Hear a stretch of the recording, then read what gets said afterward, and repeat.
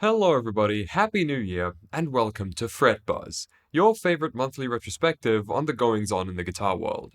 Tonight's episode will be focused mainly on one topic, so let's not waste any time. Our top story tonight is about an artist stealing gear from the company that was endorsing him. Some of you will likely be familiar with Cerberus Guitars, a Texas-based guitar company run by one Michael Campbell, and one of their most popular artists, until recently, was one Rob Brown, known online by his pseudonym X King of Shred X. A post in a Cerberus Guitars related Facebook group recently came to my attention, which was calling for the community to keep an eye out for a blue 7-string guitar that had been loaned to Rob by Cerberus and allegedly never returned. This alone wasn't news material to me yet, but stay quiet I could not.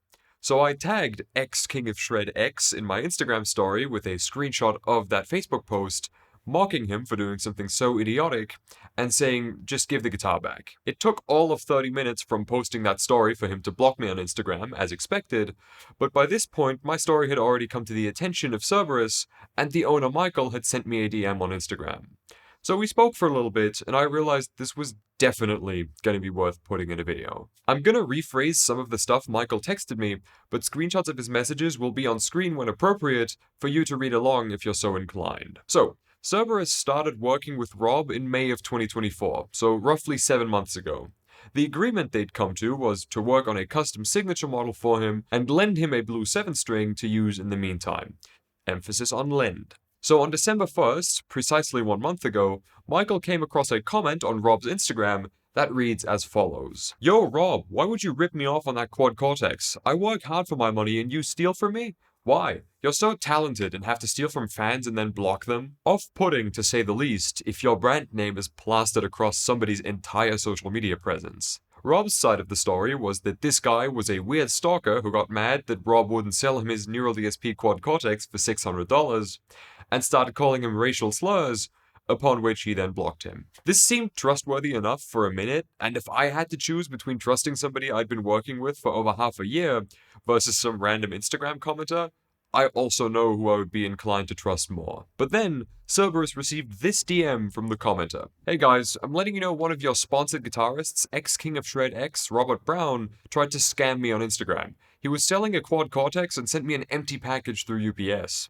He blocked me online and didn't answer my phone calls to see what happened. It sucks because I was a fan of his content and guitar playing. I'm filing a police report. He left a huge paper trail. I'm just letting you guys know he's not representing his sponsors well with these actions. I wouldn't go out of my way to sully somebody's name. I'm disappointed by the whole ordeal. This message also included proof that he'd paid Rob $800 and a picture of the empty packet he'd received that weighed roughly 1 pound. A quad cortex weighs more than 1 pound. Upon showing those screenshots to Rob on December 2nd and telling him they needed to get on a call together the next day, he replied with this at nearly 4 in the morning. Hey brother, I'm really sick and now is not a good time in my life to be pursuing music. I'm stepping down from Cerberus. I greatly appreciate the opportunity to be able to work together.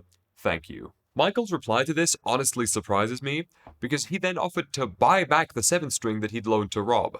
Apparently he offered this because he thought Rob could use some cash to refund the guy he scammed with the quad cortex. And that was when the conversation ended and Rob had blocked Cerberus on social media and iMessage, as any true man of honor would do. And the kicker here is, of course, that Rob's prototype signature model was just finished the day he ghosted them. I believe I've been asked not to show it in this video, so here it is blurred out, I guess, but I have seen pictures, it is finished. Now, I'm not sure what I was expecting from a man who hasn't changed his username on social media since MySpace was still around, and who primarily posts videos of himself playing guitar shirtless with cranked up backing tracks, but it wasn't this.